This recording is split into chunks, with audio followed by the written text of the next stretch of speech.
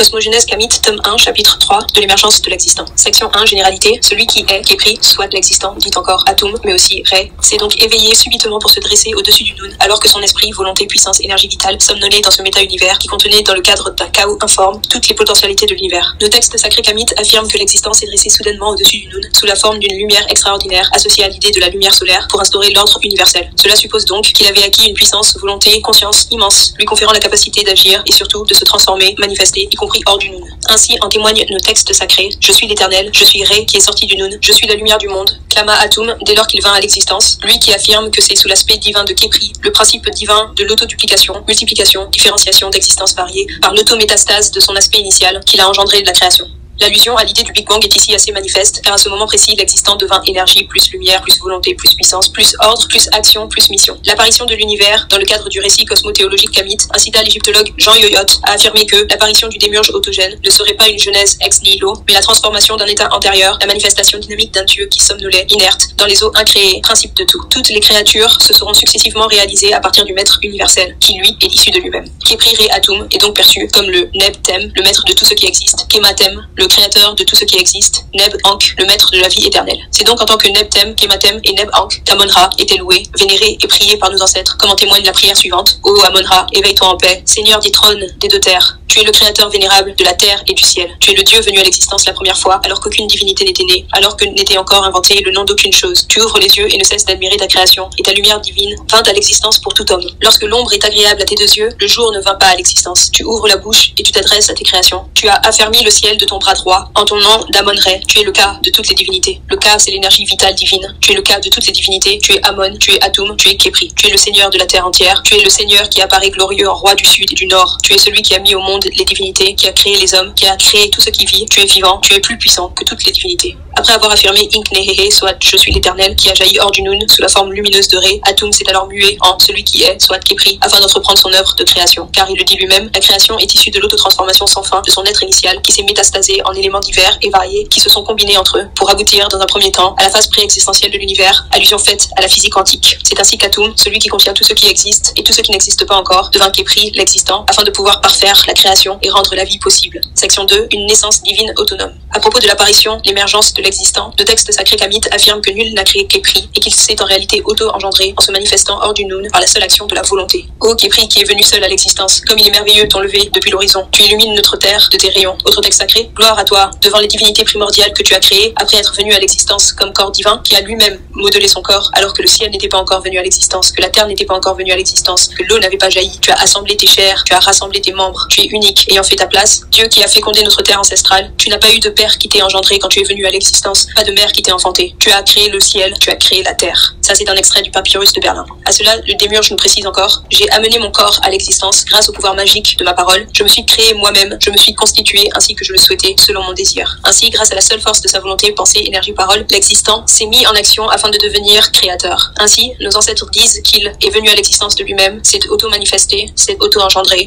On note alors 5 étapes précises dans ce processus: un stade passif dans le Noun, un stade d'éveil, prise de conscience de lui-même, un stade actif, jaillissement hors du Noun, un stade de réflexion, élaboration du plan de création, un stade actif, création et expansion de l'univers. Si nous savons maintenant que ce fut pour mettre un terme à Isfet, le désordre, et instaurer Maat, l'ordre, dans les éléments primordiaux constitutifs du méta-univers, que Kepri est venu à l'existence pour initier son plan de création, la question que nous nous posons maintenant est celle-ci: où et comment le créateur a-t-il conçu son plan de création de l'univers et de la biodiversité? Imagerie plus bas, rendons grâce à Dieu 4 fois en direction des 4 coins de l'univers, les 4 points cardinaux, est, ouest, sud, nord, car il nous a fait don de la vie éternelle. Section 3, le cœur, siège de la sagesse, réflexion divine. En analysant le texte sacré, nous constatons premièrement que c'est dans son cœur, dit Ib, que le créateur dit avoir dressé préalablement son plan de création de l'univers avant de passer à la phase de création matérielle de celui-ci. Là-dessus, le texte sacré dit ceci: ce qui sort de l'ouverture de sa bouche se réalise, ce qu'il a dit en son cœur, on l'a vu venir à l'existence. Une stèle de la Glypothèque de Carlsberg à Copenhague mentionne encore cette prière: ô Dieu auguste qui inaugurait la vie, qui a modelé les hommes et donné vie aux divinités, toi le Dieu primordial, ce qu'il a dit en son cœur, on l'a vu venir à l'existence, lui qui annonce ce qui n'existe pas encore, il n'y a rien qui existe sans lui. À ce sujet, Nehehe soit l'Éternel, lorsqu'il s'adresse à ces créatures humaines, est particulièrement précis. Le plan de la création se présenta devant moi, et je fis tout ce que je voulus étant seul. Je conçus de nombreux projets dans mon cœur, et j'y créai un autre mode d'existence. Et les modes d'existence issus de mon être devinrent multitudes. Ainsi parla le Seigneur de l'univers. Ça, c'est tiré des papyrus Bremer Rand. Un élément particulier entre donc en scène, c'est le Ib, à savoir le cœur du créateur. Son plan, s'écrire de création, Atum l'avait initialement conçu dans son cœur, symbolisant ici le tabernacle de Maat, à savoir l'ordre universel. universel. À ce titre, voyons encore ce qu'il nous dévoile. J'ai fait exister mon corps grâce à ma puissance spirituelle. Je suis celui qui s'est créé lui-même. Je me suis conçu selon mon désir et conformément à mon cœur. Nos ancêtres faisaient la différence entre le cœur biologique appelé Ati, dans le cadre de la médecine pharaonique, dont la mission est d'irriguer le corps humain en son oxygéné et d'envoyer vers les poumons ce même sang chargé en gaz carbonique, et le cœur Ib, perçu comme le siège de la sagesse, conscience, intelligence divine de l'homme.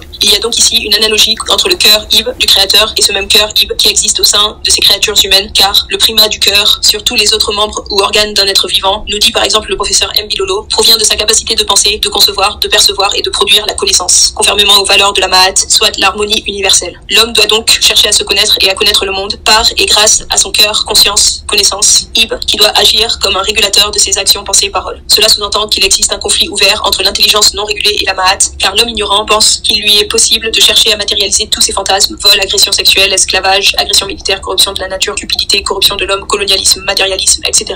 Donc d'agir en étant soumis à Isfet, le désordre, dans un univers où tout est minutieusement ordonné car soumis à Ma'at. Les nations qui se cachent sous le manteau de Ma'at pour agir en Isfetio sont aussi des dangers pour elles-mêmes. Le cœur Ib est le juge et le témoin des actions humaines, et c'est lui qui est placé face à la plume de Ma'at sur la balance de la vérité lors du jugement du défunt, dont l'issue est l'obtention de la vie éternelle. C'est donc cette parcelle de la conscience créatrice qui parfois entre en conflit ouvert avec les pulsions matérialistes de l'homme, ses régions inférieures. Comme le souligne encore le professeur M. Bilolo, l'homme porte en lui un juge sévère et incorruptible, un guide parfait dans la recherche de la vérité, de la lumière et du bien. Le guide est son cœur, le Dieu qui se trouve dans l'homme. Pour les prêtres kamites, l'homme ne doit pas chercher à croire en Dieu, mais plutôt par une haute initiation à la connaissance universelle. Il doit apprendre à le connaître à travers son œuvre ma'atique de la création, afin que ses actions et sa pensée soient en conformité avec Ma'at. Contrairement aux anciens Européens qui choisirent de demeurer des amis de la sagesse, on voit encore aujourd'hui le résultat. Les intellectuels africains de la période pharaonique étaient des Emu Ma'at, c'est-à-dire des serviteurs de Ma'at, soit des serviteurs de l'ordre universel découlant de l'existant. Section 4. Une création issue du verbe d'Atum. Pour matérialiser la création et engendrer toutes les formes de vie, Atum a fait appel à deux de ses facultés métaontologiques pour créer tout ce qui est venu à l'existence, à savoir la connaissance, Sia, et le verbe, ou, et par tout ce qui est venu à l'existence, les anciens distinguaient trois régions précises, à savoir Eret, le ciel supérieur, l'espace cosmique ou viré, lieu des étoiles, des galaxies et des planètes associées à la déesse Nut, Ta ou To, la terre et tout ce qu'elle recèle, Duat, le ciel inférieur, où vit ou Siré. La Duat est la région de Hyménet, soit l'au-delà, où vivent ou Siré, certains Nétérou et les défunts en phase de jugement. Pour édifier sa création, l'existant a donc vitalisé, engendré, créé deux Nétérou, Netcherou, c'est-à-dire deux divinités sacrées, primordiaux, qu'il a fait sortir de lui-même, à savoir Sia, la connaissance, pensée, et Ou, la parole, le commandement. Sia et Ou révèlent au grand jour certaines facultés métaphysiques cachées de Dieu. Ainsi, Sia, l'intelligence infinie de Ré, ou la puissante parole créatrice de Ré. C'est donc par sa haute faculté de connaître, de concevoir, d'imaginer, de planifier et de visualiser la création et l'évolution du cosmos à travers une réflexion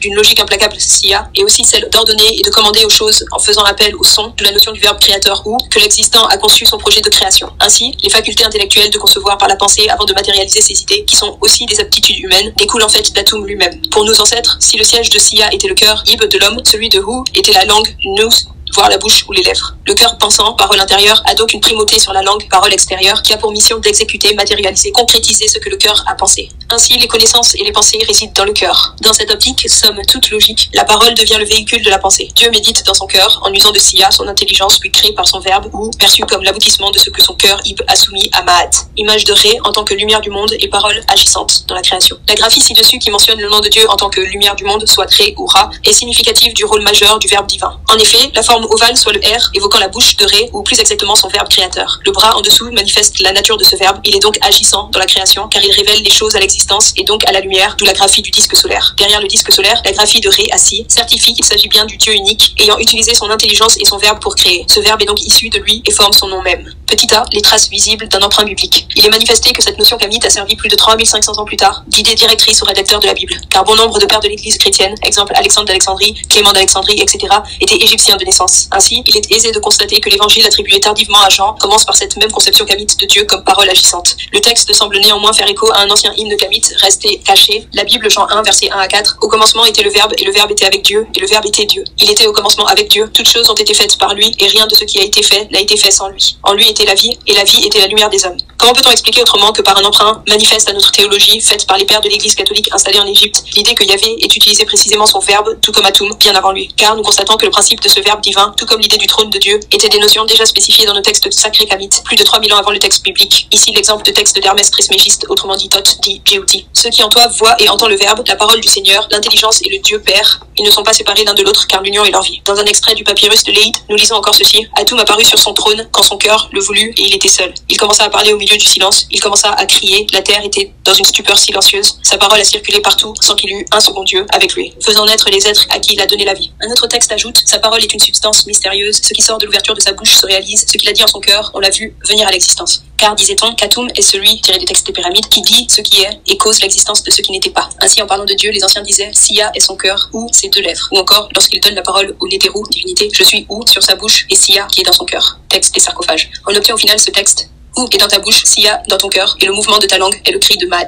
Ainsi, le cœur, Ib, pense et ou analyse le projet de création selon Sia, la connaissance, et l'ordre divin Maat, et la langue, elle, le reprend et l'exprime verbalement, engendrant sa création via Hu, le verbe. Il en résulte que tout ce qui existe provient de l'intelligence et du verbe d'Atum. Petit b, Sia et Hu dans la barque céleste. Sur la fresque ci-après, tirée du livre de la Douat, soit le livre de l'au-delà, Sia est à l'avant de la barque sacrée d'Atum. C'est le pilote de l'avant qui analyse toutes les éventualités et évalue tous les dangers pour transmettre à Hu, à l'arrière, la démarche à exécuter. Au milieu, se tient debout dans un Nao, l'existant sous la forme d'Atum, figuré symboliquement par un bélier sacré, protégé par le bon serpent Mehen. Sous la barque, on devine la présence d'Apophis, le serpent menaçant, l'ennemi d'Atum, qui souhaite renverser la barque et réintroduire le désordre dans la création. Dans ces moments de grand danger, Dieu préfère avoir à ses côtés Sia et Hu, qui sont les seuls Nétérou pouvant guider judicieusement sa barque. Hu accompagne donc le Neb Erger, le maître de l'univers, dans sa capacité de créer toute chose et symbolise ainsi la puissance créatrice du métaverbe divin. La barque sacrée d'Atum, au milieu sous la forme du bélier, guidée par Sia à l'avant et Hu à l'arrière, livre de la Douette. En tant que guide de la barque de Dieu, Sia et Hu sont des protecteurs émérites de la création. En tant qu'agents de la création, ils sont des manifestations majeures de la puissance divine. Hu, nourriture corporelle, intelligence de la matière. Sia, nourriture spirituelle, intelligence de l'esprit. Si Sia symbolise encore la pensée, l'intuition, le discernement et l'anticipation, Hu évoque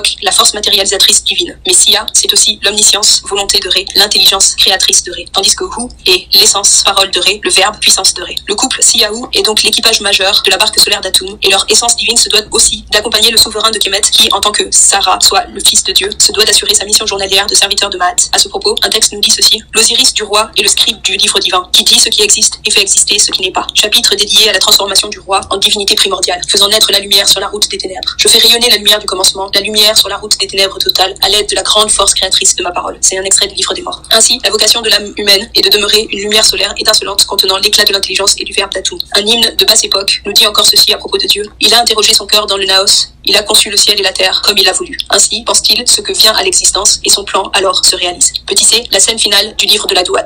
Sur une autre illustration représentant le cycle final de la régénération d'Atum, dit Kepri, durant les 12 heures de la nuit, les principales divinités sont dans une grande barque soutenue par le Nun divinisé. Celle-ci est tirée du livre des portes, à savoir une composition funéraire relatant le parcours de Dieu sur sa barque divine durant les 12 heures de la nuit, apparue dans la tombe du roi Horem-Heb, puis dans celle de Ramsès Ier. On découvre autour du scarabée poussant le soleil, Aseta, Aïsata, Isis à droite et Nafisatu, Neftis à gauche. À l'avant, les trois portiers ont pour mission d'ouvrir les portes de l'horizon, à droite, et enfin Geb et Chou sont derrière Aseta, Aïsata. Mais totalement à l'arrière, seuls Sia et Hu possèdent chacun une rame pour guider la barque. C'est important de le constater. C'est dire la confiance que Kepri accorde à la connaissance et au verbe. Ce sont les seuls Nétérou, divinités, à même de guider la barque céleste au lieu prévu et à l'heure prévue, soit à l'aube dans le ciel oriental est, où doit émerger de l'horizon au petit matin la manifestation de Ré, le soleil. Petit d, Eka remplace Hu. Une nouvelle fresque issue du tombeau de Ramsès IX illustre encore la barque d'Atum, progressant dans les comtés nocturnes de la Douat, ciel inférieur. Sur celle-ci, on reconnaît Atum au centre, sous la forme du bélier. Sia est à la proue de la barque, le pilote de devant, et cette fois, Eka a pris la place de Hu à la poupe pilote qui manœuvre le gouvernail. Eka, soit la force mystérieuse du verbe créateur, reçoit ses indications pour diriger la barque divine, du pilote de proue, Sia, la connaissance. Atum se tient debout au milieu de sa barque, sous un baldaquin durant sa course nocturne pour sa régénération. Il tient dans la main le spectre Was, symbolisant la puissance, et un serpent protecteur se dresse devant lui. À l'extérieur, le serpent Mehen entoure la chapelle de ses replis, protégeant ainsi Dieu dans son Naos. Si Hu représente la parole créatrice et Sia la connaissance, Eka symbolise lui le processus secret d'évocation-matérialisation que possède le verbe Hu d'Atum. Eka est la force mystique qui permet la matérialisation des mots prononcés par Atum. Symbolisé sous la forme du bâton royal recourbé que tient Pharaon, le Eka, il peut être aussi représenté sous la forme anthropomorphique d'un homme divinisé assis sur le trône de Ra. Eka intervient donc à la place de Hu à certaines heures du parcours de la barque solaire parce qu'il manifeste l'énergie créatrice d'Atum. Ainsi, Eka, force mystique créatrice de Ré, ou puissance verbale créatrice de Ré. Comment devons-nous alors comprendre cette fresque? Il s'agit de montrer à l'homme la route à suivre. Dès son plus jeune âge, il se doit de comprendre que son intelligence, connaissance, créativité doit se concevoir par Maat et pour Maat dans son cœur Ib. La fameuse barque représente donc l'homme en tant que parcelle divine. Au centre de son cœur, Ib, placé dans le Naos, symbolise la présence divine en lui. À l'arrière, Hu représente sa force agissant pour la matérialisation de ses pensées et idées, tandis qu'à l'avant, dorénavant, SIA constitue son potentiel d'intelligence reposant sur ses valeurs civilisationnelles ancestrales. À ce titre, la notion d'aliénation culturelle dans le monde panafricain découle tout simplement du remplacement de notre SIA kamite par un SIA issu de la mondialisation, standardisation occidentale et répondant exclusivement à ses propres intérêts matériels. Il en résulte que seul un SIA kamite peut nous éviter de sombrer intellectuellement, culturellement, spirituellement et économiquement. Exemple d'aliénation d'un sujet kamite découlant d'un SIA extra-africain. À droite, numéro 1, le modèle féminin d'un SIA tout simplement issu de la mondialisation, standardisation occidentale. En 2, au milieu, la femme kamite, le sujet kamite. Et en 3, le résultat ou, le verbe, qui représente le sujet aliéné.